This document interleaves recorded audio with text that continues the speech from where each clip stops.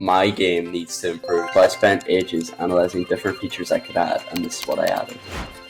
Maps are a very important part of game design because without them there wouldn't really be a game, but at the same time they can be very difficult. You need experience in 3D modeling, or you need to know somebody that does, or you could just put cubes everywhere and call it a day. But fortunately my friend kindly volunteered to make the map for me. What a nice guy. But anyways, he modeled an immaculate volcano. It's just truly amazing. I actually ended up terraforming it myself in Unity and it turned out pretty well. I then came up with a very good idea for the surrounding area, which is a cool government base, but no government base is ready without a helicopter, which kinda needs to move. So I animated it. Man, this is gonna be so fun to grapple on.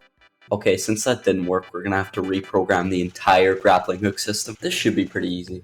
Okay, so now, basically when the player right-clicks, a line is shot from the center of the camera. When it collides with something, an invisible object is created, and this invisible object is parented to the object that was hit by the line. Then a spring joint and a line render are connected to the invisible object, and this is what it looks like now. Grappling now actually works on the moving objects, which is pretty cool. So, let's make a settings menu, because one of the most important parts of game design is customization. Usually this is just allowing the player to change their sensitivity, or changing their keybinds, maybe even altering the graphic settings. But yeah, this has been missing from my game for the longest time, so I need to stop procrastinating and get to work on a basic template. Currently the only setting is sensitivity, because I feel it's the most important and easiest to make, but don't worry, I plan to add more settings in the next devlog. Anyways, on to the next feature. Okay, so it's time to add animation. This was actually a feature I neglected even more, so I seriously need to make some animations, because I kinda don't want my character menacingly T-posing towards you. That would kinda ruin my reputation as the best game developer on the planet, even though it would be kinda funny. Anyways, the animation process was a lot easier than I first thought. It was literally just rotating the feet a bit. But anyways, I only made 4 animations: walking, running, jumping, and sliding. After adding all this, the game doesn't look like it was made by a 5-year-old. Instead, maybe a 7.5-year-old. But anyways, it now actually looks kind of professional. And maybe I could put the game on Steam now. Okay, but to make my game even more polished, we need to add sound effects. They just add that extra oomph, because you don't notice that they're there, you notice that they're not there. But anyways, we're missing a boom sound effect, so we need to make that. Fortunately, my friend kindly volunteered to help me. So I got him to push his mom down the stairs and record it.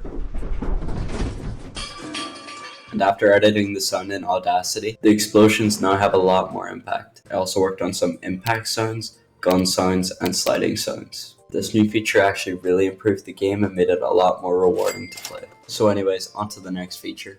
If you played this game before, which you can do by joining the Discord, you might know that the server browser is a bit bad. The UI was literally just default Unity UI. If you closed it or used the search feature, it would completely break, and you couldn't even join your friends. But we're going to remake it entirely, and to do this, I'm going to use Steam Network. And to integrate it with Unity, I'm going to use Fuzzy Steamworks, which is a C# wrapper for Steamworks. But to display servers for my game, I kind of need a Steam page, and I don't really have that yet. So for now, we're just going to use the default app ID Space War, which a lot of people use for piracy. So if you see someone with 500 hours on Space War, they're either a developer or a pirate. But anyways, after all the Steam networking stuff, it's time to get to work on the UI. So I used the best website ever flat UI colors, and I used the Imperial palette because I really like the grays, whites, and the blues. But this UI kind of looks out of place, both in comparison to the old UI and in comparison to the background. And I will be updating both of these in the next devlog, which will be pretty cool. But anyways, after creating all the UI, this is what it looks like. And you might be thinking, how do I have all these servers? And that's because they are Space War servers. But don't worry, this will be fixed.